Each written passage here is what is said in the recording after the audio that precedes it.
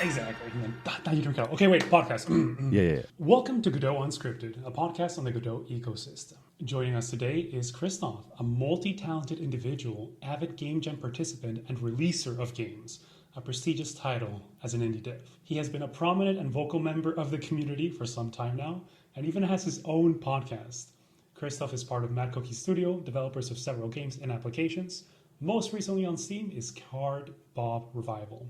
More importantly, though, they're now working on their next game, Fog Piercer, a card battler, turn-based roguelike where you build, upgrade, and fight as a train. Set to release on Steam in 2025. Krystof, how the hell are you?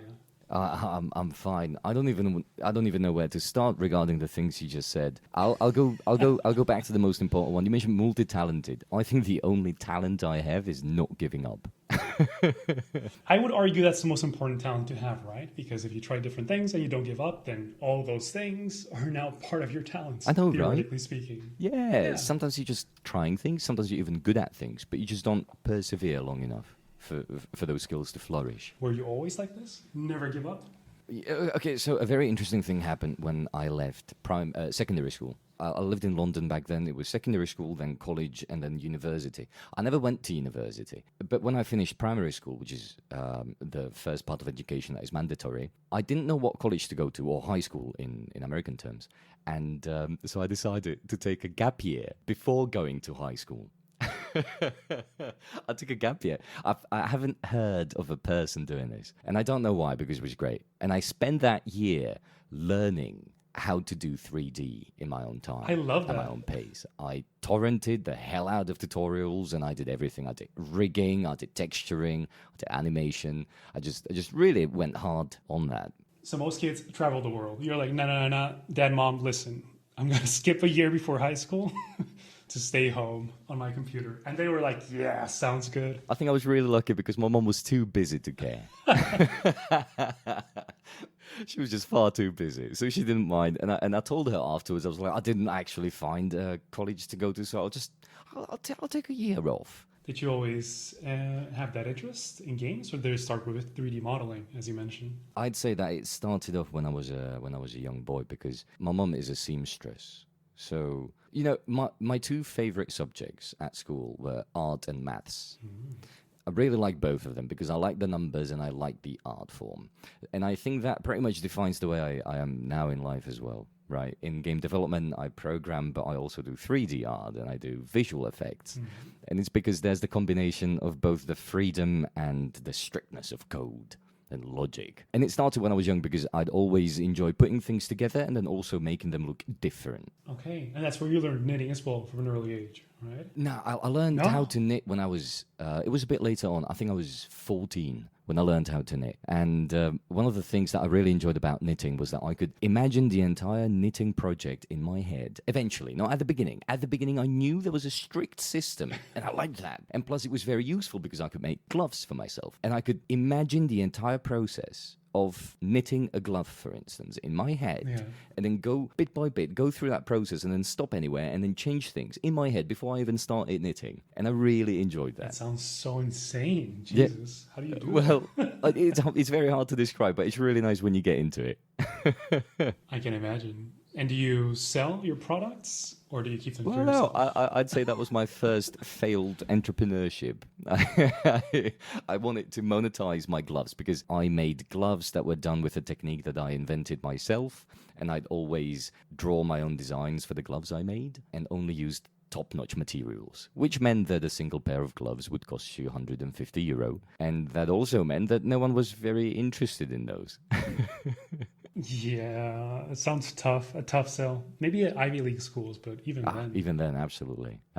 And, so there was this common theme. So I always wanted to make things and I always wanted to have them practical. And then eventually I got into 3D modeling. When I got into 3D modeling, I was like, okay, let's make this more practical. So I learned how to rig and animate and how to put the textures on the thing. It was nothing else apart from just a picture at the end of the day. So I kept on thinking, what do I do next? And I was like, games, right? So when I was young, back then, this was the wild west of game engines. I was doing Unity 3D, and then I was like, it's a bit too complex for me.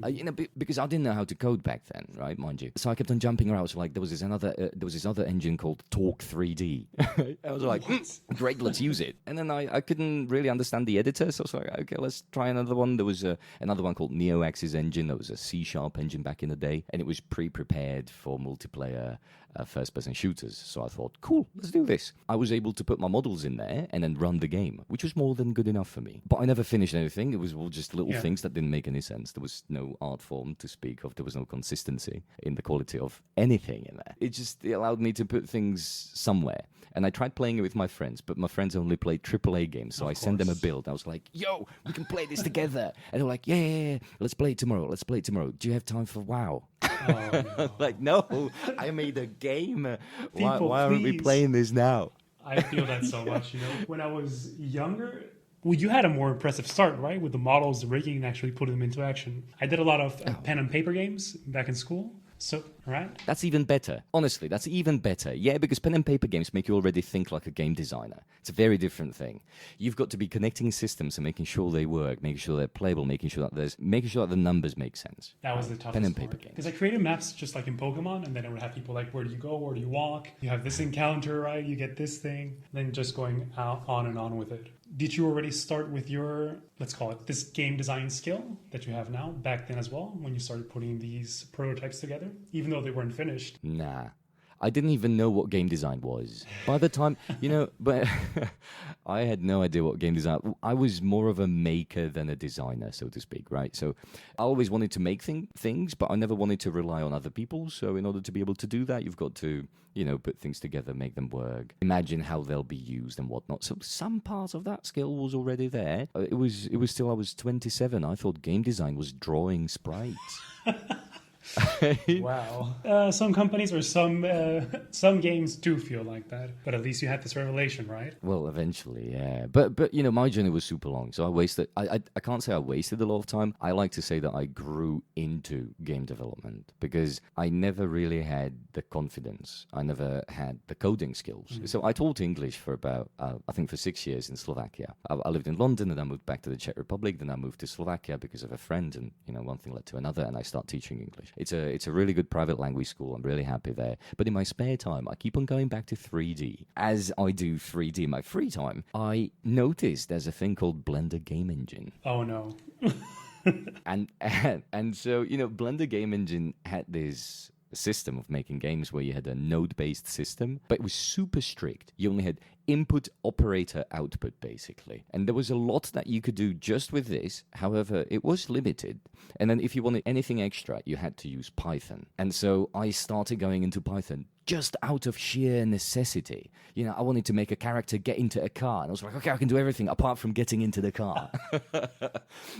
So then I was like, yeah, all right. You've convinced me, Blender. I'll go and check out Python. And then I check out Python and I get a bit better at Python. Mind you, by this point in time, I still think I can't program at all. But then one day I take a look at the game I made. I'm like, whoa, this is good, but I'm being limited by this engine. So this was the first time ever I felt like I'm being limited by the software I'm using because of terrible performance and export abilities. And it was around that was 2017 or 2016. Super recent. Yeah. So only then is when I picked up my initial coding skill. And then I found Godot 2 point something. I take a look at it, I open it, and I go, there is no way I'm using anything with this ugly user interface. Turn it off, uninstall it, well, delete it from my hard drive. A year or 2 years later, I noticed that there's Godot 3.0 alpha or beta, I can't remember. And that was when I sort of picked it up, and that sort of skyrocketed my progress as well in making games. I suddenly began to understand GDScript. I knew how things work. I knew how to put them together, and it just worked out. You were also one of the early adopters then. Yeah. I co-founded Godot Wild Jam because of this. Exactly, that's one of the topics I had later on, but let's get into it right now because I find it, again, additional to everything that you do. You also host Game Jam. Yeah. When did you decide to start with this? So I don't host it anymore. I was a part of the team for the first few months only. But what happened back then is that this is a really good story. Oh my goodness. So I joined the Game Jam and I wanted to go solo. I love solo development. Till this day, I love it, right? But working with the team has its perks, and I am working with the team now, and I'm super happy that we are Mad Cookies. Back then, I wanted to go solo. And then there was a person, his name was Kyle, and he asked me whether he could join the team. I was like, well, I wanted to go solo, so hear me out. The only way we're going to do this is, sure, we can put a team together, but I will have the final say on everything. Oh, and that was, and that was my approach, not because I wanted to be, a super strict person in the team, but just because I didn't want to be dealing with the issues of a team, right? Because I had been on a team before. That was the only reason. And then other people joined us, and then we were 4 people. And then we were 4 people. There was Katie, Kyle, and Ernest. Ernest now has been a developer of Godot. He's been one of the maintainers in the past. Maybe he still is actively now. We called ourselves Stern Flowers because what happened eventually is we didn't. I mean, that rule that I was very adamant about, it never really applied. People had ideas, so we put them in. It didn't matter because I am not that sort of a person. I just wanted to dissuade people from joining me. That wouldn't stop them. Yeah. Too charismatic. And that didn't stop them for some reason. And then, so we did that game jam, then we did another thing, and then we were working on a slightly larger game. And then one day I go, there are these Godot game jams. People are waiting for them. And I've been thinking about this thing. Maybe we could just launch our own Godot game jam. And I remember Katie, she's the one that thank God she's there, because she's the one that's been keeping Godot Wild Jam functioning ever since. She is fantastic. She has brought so much to the community. Thank you, Katie. Yeah, thank you so much. If you're listening to this, you're fantastic, and I'm super happy that you're doing what you're doing. And I remember I sketched the logo, that weird cat logo. I sketched it in about 7 minutes. That was you. Okay. Yeah, it got redesigned into a much nicer version by now, but the original concept was fine. And we called it the Wild Jam because we wanted people to be wild. And it was Katie at that point who said, I'm putting my foot down, let's do this. I was like, yeah, without her, I don't think we would have started that. And then we launched the itch page, and it gets 100 people in a couple of days, and we're like, my God, what have we done? This is crazy. This is so much bigger than we thought it was ever going to be. We were expecting 10, maybe 20 max, and it was 100. And yeah, crazy. You created a whole movement. Yeah.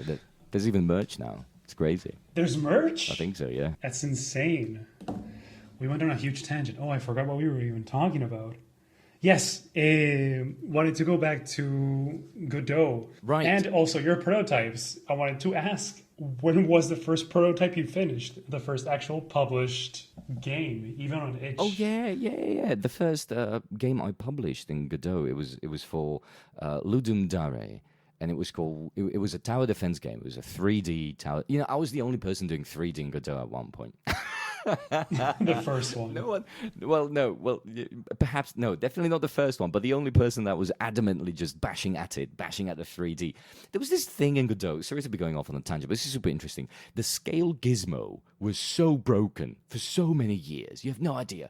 The scale gizmo in 3D didn't take the original scale into account at all. So it would scale pretty nicely at the beginning, but then when it was already pretty big and you wanted to scale it more, it was going in massive steps. So instead of increasing by 0.001%, which is what you'd expect, it would jump over and it would jump up by extra 10%, extra 20%, extra 30%. And it just kept on doing that. And that was my first contribution to the engine, that I divided the amount of scale by the distance of the mouse from the center of the gizmo. Just a one line, and it was just such a simple thing, but it was terrible for so long. I can imagine. Why was it even like that originally? Because everyone using Godot and anyone doing this was using the inspector. They were just putting the numbers in there. I remember opening up a ticket about this and we're like, I don't know. I have no idea what you're talking about, because whenever I need to scale something, I just put the numbers into the boxes. I go, well, lucky you. I don't have the time to be doing that. Yeah, exactly. Did you learn C++, or was it kind of intuitive to just go and change?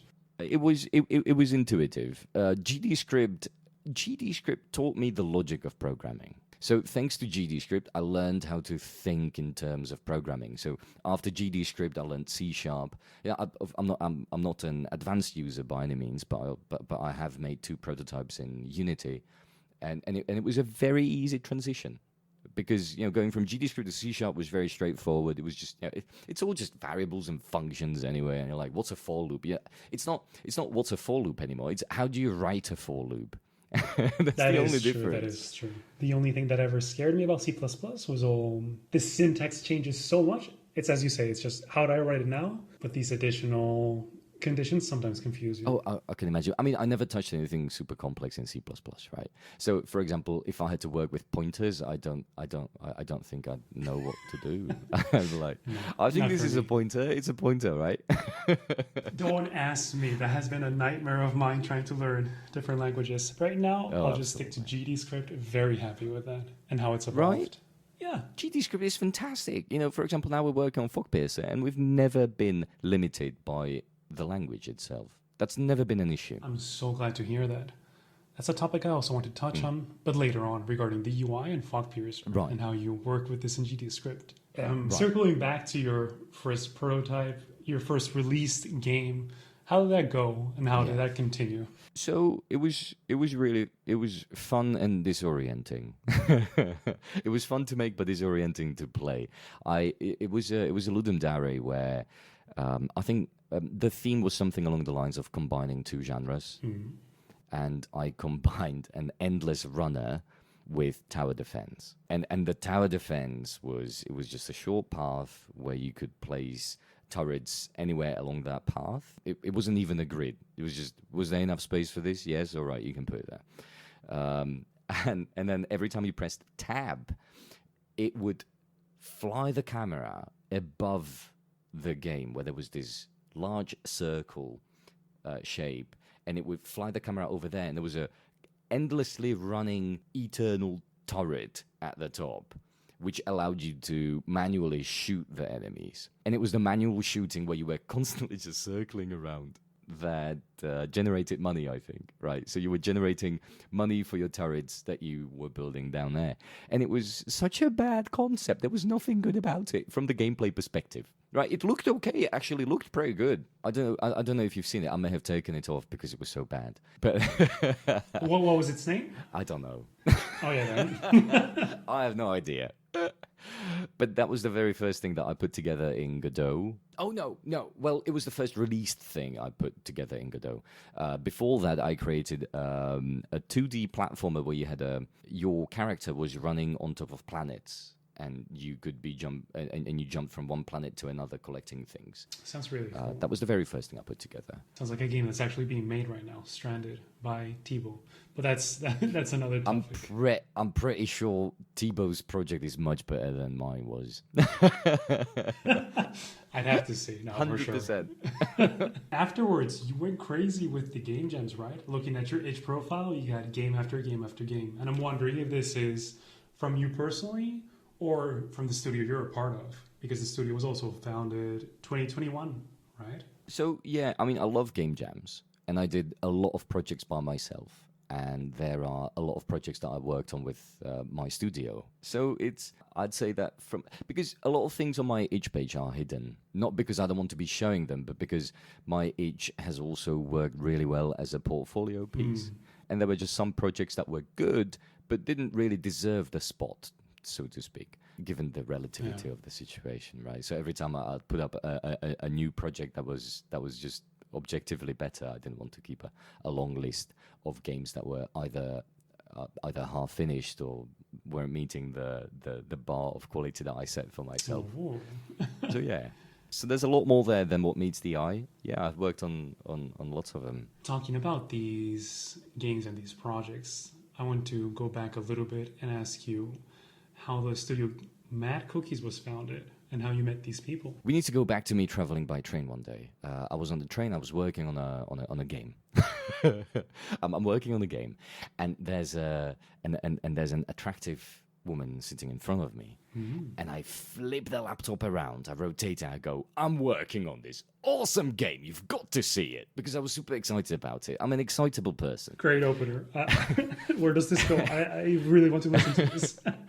So, if you fast forward a couple of weeks, we start going out with each other. And she tells me about this educational program that runs in Bratislava which essentially gives you the opportunity to work on a game for 5 months. And they put you together, they put you in teams with other people. They also ran some psychological tests at the beginning to see what sort of a position would be good for you, to see how well you work in a team and whether you are likely to be compatible with the other people, which is really nice. And so I joined the project. There's a really short, fun story there as well. They asked me what I wanted to do, and I said, art. Let me do 3D art. And they were like, you sure? You don't want to be doing game design? Because game design meant that you'd also be the team leader. I was like, no. No, what do you mean? No. Why? Because there were too few people. There were too few people on the team, and it had to be the burden, at least, of someone. It wasn't exactly a strict role, but there needed to be a person with the ability to say, okay, I do have the last word. I'm just going to say this, but yeah. Anyway, so I said I want to do 3D art. I don't want to be leading a team. I don't want to be doing game design. And they said, why is it that you don't want to be leading a team? So I go on to a 20-minute rant about how the teams that I unfortunately were in a position of putting together in the past failed miserably. Been there, yeah. Yeah, and from that, somehow magically, they decided that, this guy needs to be a game designer leading the team. I mean, it makes sense, right? You know what failure looks like and that experience, but you were like, I had enough of this, please no more. I just want to do art. Yeah. I know plenty of people like that as well. Yeah, because, working with people is hard, right? Yeah. And then if you have the opportunity of saying no to being a team lead in any capacity, I think that's a fair moment of you where you can say, nah, thanks, I'm all right. I'll just I'll just work on my craft. That's all right. So anyways, the people that formed the team that were there in that program, educational program, are now Mad Cookies. It was like a blind date. You didn't know who was going to be with you on that team. But we worked so well together that eventually we founded a company. That's crazy to me. It worked out. It's one of those fairy tale stories, right? Where you all understood each other. And it's been the 4 members since the beginning and ever since. No. Currently we are 4, and only 3 of us are original members. At the very beginning, there were 5 or 6 of us, I think. And people had responsibilities in life, which usually doesn't work well with indie game dev. Never. So there were 3 people that eventually left the team, and we're just 3. And there's 1 new member, Raven, Peter, and he does audio and everything related to audio, so composing and audio effects. He joined us it's almost been a year now, and he's been a great addition to the team.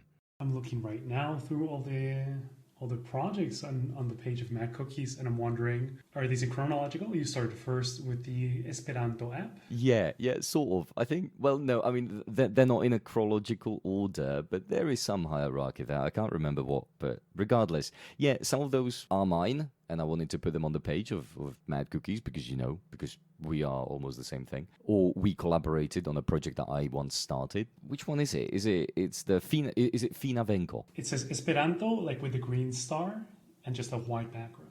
Oh, nice. I actually remember that. Wait, what? I'd need to see a screen, but a screenshot. I'm sending a link. Yeah. Good. Thank you. Oh, this one, right. No, this is a completely different thing. So we're looking at our webpage. Yeah, this was a quiz. This was a client project. I know people in Slovakia that have an Esperanto organization. It's also where I worked as a graphic designer for a few years. And I learned how to speak the language fluently, of course, as you do. And then when I moved over to game development, they asked us whether we could make an Esperanto quiz for them. And it was a mobile and web app. You learned Slovakian while at that company? Just casually? Yeah, Esperanto. So no, I mean, I was teaching English, right? And as I'm right, and I think to myself, since I'm teaching a language, it'd be good to learn another one. And I say this out loud, and my colleague who's sitting right next to me, we're enjoying a cup of coffee, and he says, you should try Esperanto. It's super easy. You'll learn it in a day. I was like, all right. So I open up Duolingo and I start learning Esperanto from Duolingo. That was right around the time where I wanted to change positions, where I wanted to change my job. So out of, I don't know, just it was pure luck. So I go on the internet, I go, this is never going to work out. And I search for Esperanto organizations in Slovakia. because I thought it would be super cool if there was a company that was using Esperanto and I could learn it fluently and use it in real life, which is the opposite of what people say about the language. Exactly. And there was one, and they were looking for a graphic designer. I was like, cool. So this is what I'm doing. Coincidence upon coincidences. That's crazy. Yeah. You went through these projects, and at some point, all of you said, like, okay, enough. Let's make a Steam game. Yes, and the reason why we did this, so we were collaborating with hyper casual publishers on mobile. For those who don't know, hyper casual games, they are perhaps some of the worst games you can play. I'm joking, no. But they are definitely some of the worst games you can be working on, because working on them before you meet success is super difficult. Right, because they're just short prototypes that have a single mechanic usually. Nowadays, they're going into hybrid casual, where they are adding some depth to it and further mechanics. But back then, it was just very straightforward. And you need to make a game in a week or 2 weeks. Then they throw it onto the market. They see whether it works out. And then if it does work out, they fund further development of the game. And if it doesn't work out, you kill it. You don't get paid, and you move on to the next one. We ran a couple of these prototypes, and we were feeling the beginnings of being burnt out. And the reason why you do game dev is because there's passion. So we knew it wasn't there. Around that time, I started streaming game development on Twitch. I started, I was building a fair community. I was doing a game jam after a game jam and streaming the development of it. And then, in one game jam, I implemented a mechanic where you're swinging a sword, and another one was physics-based puzzles in a cardboard world. And then eventually I go back to the team. I go, listen, I've got these 5 different mechanics from 5 different games that I made over the past half a year. If we put them together, we can make a desktop PC premium game, and then we'll put it together. It'll be really quick because I've got the code, and then we'll put together a pitch deck and go up to publishers and say, yo, fund us. So we did that, but it didn't take 2 months. It took a bit longer, and we never found a publisher. But we did eventually finish the game and publish it. That part did work out. That's the most important thing, right? And I see that a lot of the game, you went with my favorite type of mentality, which is practical and pragmatic. Yeah. The game looks good and has like a cohesive art style, and it's low poly in a lot of parts, so it works out in terms of speed, right? And publishing it. Absolutely. One of the things that I've been working out for as long as I can remember is efficiency in content production, whilst retaining a good visual style, or at least a visual style that works from my subjective perspective. And so, for example, for Cardbob, but also for Fogpearser now, vast majority of models use a single texture. It's just a single texture with a lot of different gradients on there. Oh. And then there are just a very few objects that use a different separate texture. It's also very fast to create afterwards, right? Because you're just moving things over to colors. You're like, I want this thing to be white, and then let's make it a bit darker at the bottom. No issue. It's very quick. I think that's genius. That's very smart. How did the name come about, Cardbob? So when we first showed off the main character, someone said, it looks like SpongeBob, but made of cardboard. I was like, Thank you, random person. yeah, and it was cursed because, so it's a roguelite. And we wanted to be smart, so we called it Cardbob Revival, right? We wanted to be smart because we wanted to call it, so we thought, it's a roguelite where you always die and you respawn. You're revived. So let's call it Cardbob Revival. And then people kept on coming back to us, and they were like, so is this a reboot of a game that existed in the past? That's like, what no. I thought. Yeah, exactly. Everyone thought this. So then we went back and we eventually, after months of getting this feedback, we went back on Steam and we changed the name. However, changing a name of something that's been somewhere and it's been announced, and you've got it in a million different places. So changing a name is super difficult, and it still pops up as Cardbob Revival all over the place. Although officially it has been changed to Cardbob. You see it on Steam, it says Cardbob. Right, you see it anyway, it's Cardbob, but somehow these references to Cardbob Revival... It just stays in your brain, right? I saw the logo in Itch, and it says Cardbob Revival, and I see the one on Steam, and just Revival just like projects itself onto there. And like, oh, it's Cardbob Revival again. But no, you're right, I had to check. I see, Itch, I see. So that's the one we didn't change. Oh my god. You needed 5 prototypes to bring Cardbob Revival to life, but I see that Fog Piercer was its own unique prototype on itch.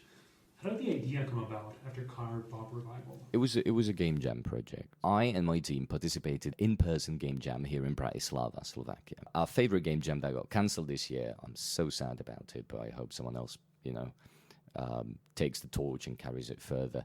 But we're there and we created Fogpiercer, the original game jam version of Fogpiercer. Back then, it was basically a tower defense game on wheels where you kept on moving forward, and you were just building the train, making it longer, stronger, increasing the power of your turrets. That's what it was, and we all got super excited about the idea of making a game where you've got a train and you're making it stronger. That's what we were excited about. But the gameplay was boring. Because it was boring, we started, so then we decided, okay, this is going to be our next game. We didn't win the game jam, but we believed in the project. And there was a lot of fog. There's not that much fog now, but, the name made sense back in the past. Naming seems to be a thing that we're really good at, by the way. And so we started exploring, and I basically found myself at crossroads. Either we went the direction of FTL, fast and light mechanics, which was micromanagement, making sure that each wagon or each carriage gets its appropriate energy source and there's the right people where they're supposed to be doing the thing. As long as you're redirecting energy, just micromanaging your train and building it stronger eventually. And the other direction was Into the Breach, which was highly tactical on a grid. Very different things, coincidentally from the same studio. We made prototypes for both versions. And the version that was tactical and turn-based just made more sense eventually from the design perspective of both what we wanted to do, what we were excited about, what we were already good at, and what seemed to be a good fit for the market. And then eventually, along this vector of thinking and market research, we found a game called Death Roads, which sort of combined Into the Breach with Slay the Spire in a post-apocalyptic car vehicular combat. So that's where we got our final idea, and we've been developing along that vector ever since. Nice. How has development been? It's been the best project that we've worked on so far. It's just been great, really. It's also been exactly what we wanted from the development perspective, where we wanted the right amount of challenge and also to deepen our domain expertise at the right time. And this has been fantastic with Fogpiercer. It's been exactly that, right? So we already had systems-based coding experience and design from Cardbob, and now here there's a grid and there's cards, so there's a lot of data work and whatnot. And from the design perspective, everything needs to work out. So there's a lot of things that you can do in the game, and all of them need to be both visualized and functional. So, every now and again we find a bug, but, to answer the question a bit more broadly, it's been really good. We've been super happy with Godot. We actually started the development of the game in Unity, by the way. That was a really fun pivot. What? Okay. Yeah. But why the pivot then? It was because when we started the project, we all had jobs and freelance, and we all were doing freelancing. The team member who had the most time, or was going to have the most time for the project, was really good at Unity. So we thought, sure, let's do this, right? Makes sense. I'll be doing game design in 3D, he does programming in Unity, and the other members chip in whenever they have time. However, life happened and he left the team. So now we have a prototype that we started making in Unity, but the person maintaining it and who knew the code best left. Oh, no. And the other people who also worked with Unity didn't have enough time. So it's like, all right, I've rolled up my sleeves and I start putting the whole thing back together. But you know how it goes. So when you have the concept down, when you have already thought about the mechanics, when you've already thought about the code and the systems and the architecture, it went super fast.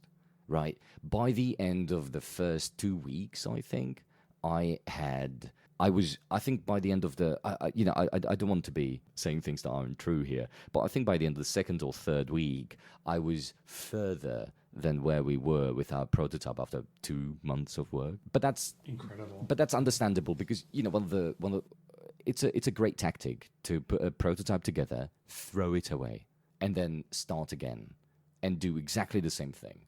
It's a great tactic. It works really well. And this was accidentally applied also with Fogpiercer. We weren't planning on it, but it worked out. So many more topics that I would like to get into. Yeah. But we will soon be at time. Oh. Can't you do a long form like Joe Rogan? I can definitely do that. So there's 2 more questions. The first one is, how did you come to the release date of Q2 2025? What is still missing from the game? How does the path ahead look like? Oh, everything. What do you mean? So, content, mechanics, game design, all polish. of that. You mean polish? I hope. But what we do have is a strong foundation with our experience from working on Cardbob. This is a timeline that we're pretty confident with, right? So we know this is going to work out. We know how quickly we can push out new content. There's a couple of things that we still want to change, implement a couple of new features, but that's all good. It works along that timeline. And, especially when you really think about it, there are great games that have been made in 7 months. For example, Thronefall. Thronefall was done in 7 months. There's this weird thing that I've noticed over the years, also in our team, that sometimes the amount of time you give yourself is the only defining factor in how quickly things are coming together. That's a law, right? It's called someone's law, that a task will take exactly the amount of time that is given to it. Absolutely. And it's a really big thing. For example, when I'm working on an asset, right? Because I do 3D, I program and I game design as well. When I imagine a new type of enemy, I'm thinking about the enemy and I start modeling the enemy. As I'm modeling the enemy, I'm thinking about the programming. So sometimes I change elements before I even start programming because I know that this element would be a troublesome thing to program into the game for it to look good. And these are all decisions that I can make because I do all of those separate tasks. However, I wouldn't need to be making those things. So, because I know that there is a limited amount of time, I am constantly pushing my own processes to make them as fast and as efficient as possible. You are one of the ideal indie developers. I mean, that's the mindset everyone should have, right? Unemployable. Yeah, if you've got a company, you're like, so what can you do? Well, a little bit of everything, but I do it super well. That's so sad. No, that's one of the topics we discuss at my work very often, like the death of generalists. Well, yeah. I don't know how true this is, but also from people in the industry, I've heard that when things are going well, you go for the specialists. When things are not going well, you fire the specialists. Because the people that are going to remain valuable in your company for a really long time are the people that are generally good at multiple things. Maybe not all of them, but multiple things. Because you know that you can put them in this chair and they'll be working. You put them in another one and they'll be working still. I also think that learning the process of becoming a generalist is also becoming all the more difficult, right? Because all of the separate tasks are becoming harder. You need a bigger startup time, and then you need a bigger investment for just the minimum results that before you just needed cursory knowledge on. Last question in general. You ready? What would be your advice to everyone else who wants to develop games or who is developing games? All right, I'm ready.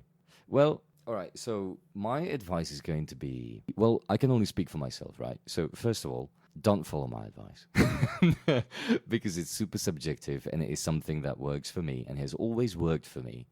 But I am a different, I don't want to be calling myself a different sort of a person. It's just what I know. You're built different. Right. So one thing that I have followed my entire life is, whilst remaining sort of a little stoic about things in general, I follow passion.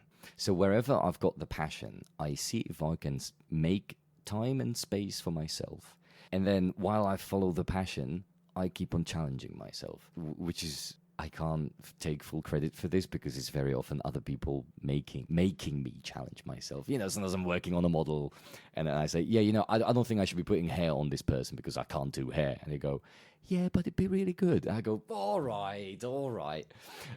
Yeah, it'd be cool. That's the best argument. Yeah, and I go, what, let me give it a go. Right, and the same thing works with everything. But so I think this is said often, which is follow your passion. But I think the thing that is not said very often in following your passion is try to be healthy about it. Don't follow the passion mindlessly. Don't disregard the very obvious things about life, which is we all need to eat, earn money, and support at least ourselves. And following your passion beyond healthy barriers can be dangerous. Yeah. I like how sleep wasn't included there. It's all right. If you've got passion, you've got energy. I like that. I like that. All right, then that is a good note to end on. Thank you so much for your time, Krystof. Before we go, please plug your stuff. Where can we follow you? Where can we buy your stuff? Oh, sure.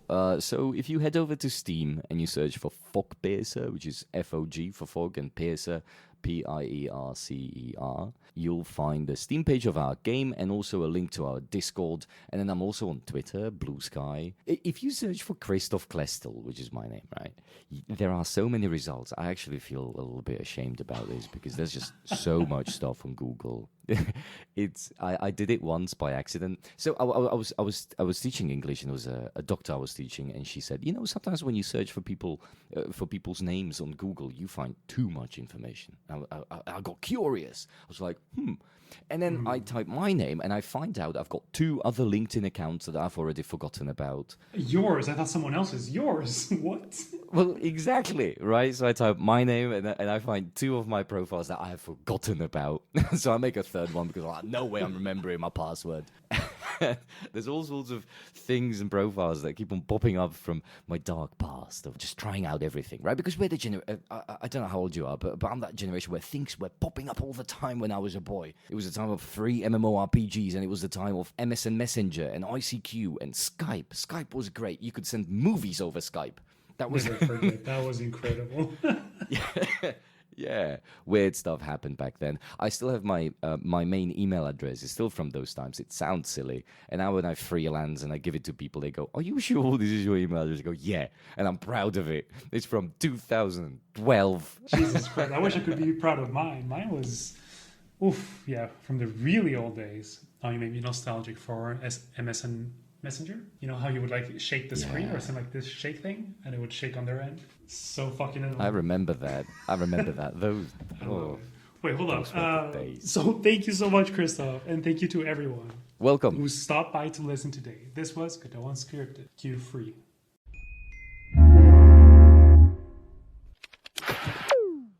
I'm missing beer. You missing beer? Yeah, I'd like to have a pint of beer, but nothing. Ah, fuck. I don't have them here, but I'm fermenting apples. Okay, that's good. Yeah. Fermenting apples, and I could do some cider. That sounds like not over the internet. Check it out. I also have... That's awesome. I'm growing these mushrooms here. Very cool stuff. Wow, that is beautiful. Can you make beer out of them? I'm not sure. You could theoretically ferment them if they have the right bacteria. I have to think about it. I'm not sure. This is one of my pet peeves with Germany. They say they've got great beer, right? They say they have great beer, but every time I've been to Germany, I just couldn't find it. I've been looking, I've been trying, I've been giving them the benefit of the doubt, but it just never works out. Oh man, you're asking the wrong person. Although I do know some people that brew their own beer and they say it's pretty good. You got to go to the microbreweries. That's where it's at. I have been to the microbreweries. There's lots of them in the Czech Republic and also in Germany. But the thing about those is usually there are 2 kinds of processes for brewing beer. There's a slower one and a faster one. Majority of them go for the faster one, right? So that's where you get your IPAs, APAs, and whatnot. Those are faster or easier, those processes. And then you get the longer ones that are also more complicated. And those produce some really good beer. Okay. I'm a big fan of those. I have to do the taste test someday with you. You gotta indoctrinate me. Absolutely. Do you know about the history of the name IPA, by the way? No. What is it? No? So IPA stands for India Pale Ale. India Pale Ale. And that was back in the days where when the English were going to India by boat, by ship. And their beer it turned bad by the time they got there. So they created a new recipe for beer that would finish the brewing process, could take place on the boat, and it would finish by the time they got to India. That's pretty good. That sounds like an adventure. Although the restraint, I don't know. Well, I'm pretty sure people were getting wasted already on the ship before they got there. That's what I imagine as well. Right? Different levels of fermentation. You just drink one after the other. Yeah. And then you're like, is this going to be good by the time we get there? I don't know. Let's give it a taste.